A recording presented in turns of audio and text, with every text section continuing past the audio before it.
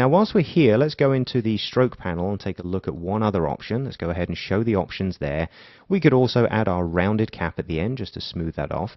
And down here at the bottom is a very nice little feature called Profile. This is kind of cool. If we pull up the options here, we can apply a profile that changes the width of the stroke as it goes along. This is very different to using brushes. That's a whole separate side of Illustrator.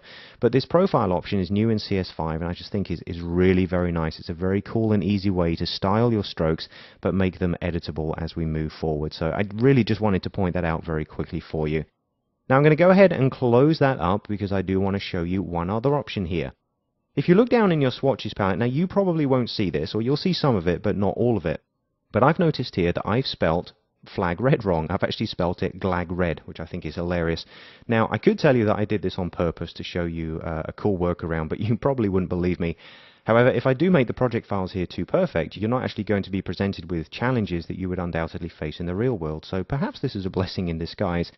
Now, as you can see, what's basically happened is we copied and pasted our logo artwork in. You remember the new logo we created at the bottom of our page, and that had a swatch in it called flag red. Because I generated one by mistake in here called glag red, we have two. Not the end of the world, but it would be much better if they were one and the same name, okay?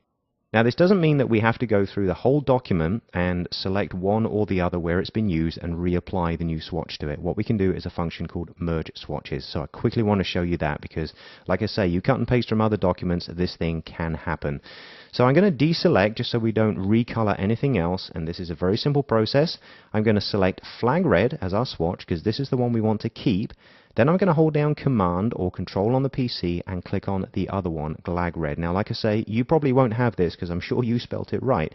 If those two are now selected in that order, the first one is the one you wish to keep, you can now come up here to the swatches panel and go ahead and choose merge swatches. Alright?